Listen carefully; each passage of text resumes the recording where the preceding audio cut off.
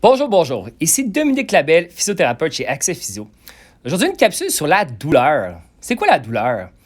La définition officielle, selon l'Association internationale pour l'étude de la douleur est une expérience sensorielle et émotionnelle désagréable, associée à une lésion tissulaire réelle ou potentielle, ou décrite dans ces termes.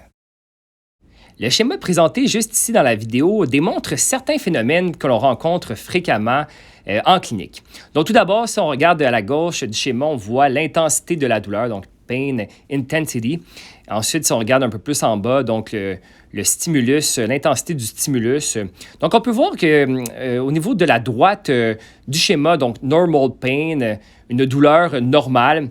Donc, plus le stimulus est intense, donc plus on va vers la droite, alors plus la douleur normalement augmente. Donc, on peut voir que par exemple, si on prenait un tendon et puis qu'on vient appuyer sur le tendon, donc plus on vient peser, et puis bon, ça peut faire créer une douleur éventuellement.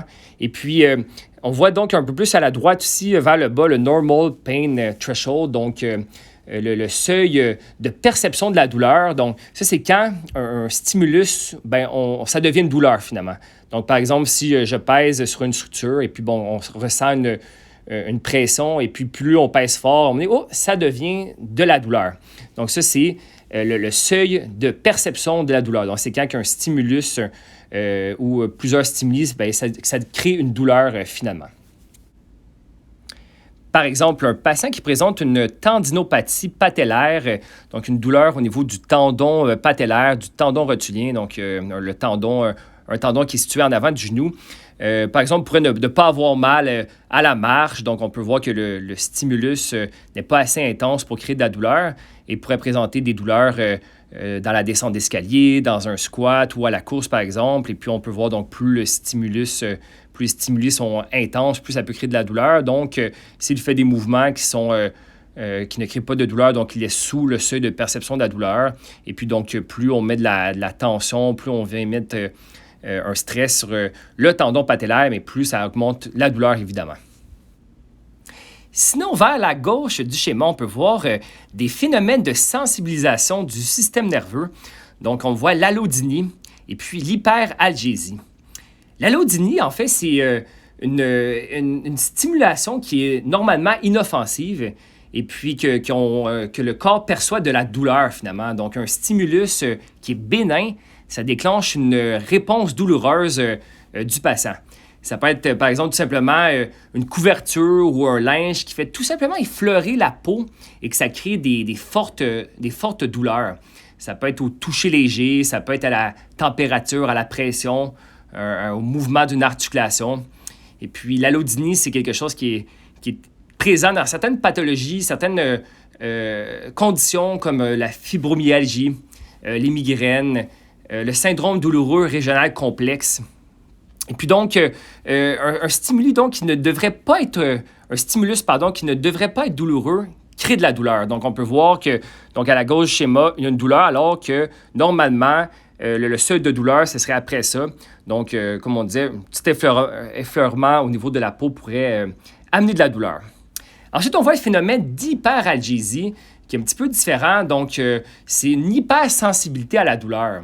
C'est une réponse à la douleur qui est augmentée lorsqu'il y a un stimulus douloureux.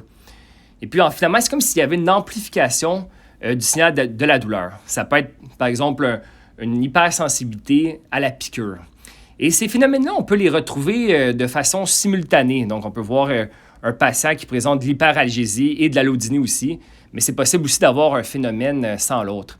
Et puis, dans plusieurs pathologies, par exemple, les douleurs de type épicondylite, il n'y a pas tout le temps de l'inflammation, ça finit par it. On devrait plutôt dire une épicondylalgie latérale, donc un tennis elbow, une douleur qui persiste, même s'il n'y a plus nécessairement d'inflammation.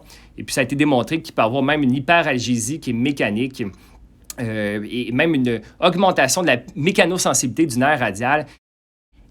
Il n'est pas rare de rencontrer des patients qui présentent une sensibilisation du système nerveux et puis qui présentent des phénomènes d'allodynie, d'hyperalgésie.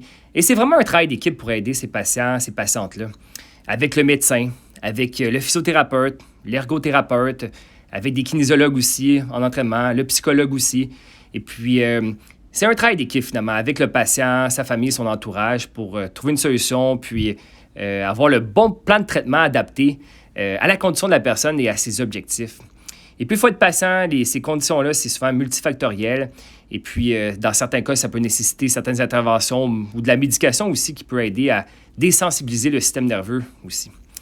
Donc, finalement, il faut être assez patient. Puis, c'est un travail d'équipe toujours. Si vous souffrez d'une douleur ou si vous connaissez quelqu'un qui a une douleur, n'hésitez pas à nous contacter. Ça va nous faire plaisir de donner notre 100% et de tenter de vous aider. Et puis, de procéder à une évaluation et à des traitements qui sont adaptés à votre condition.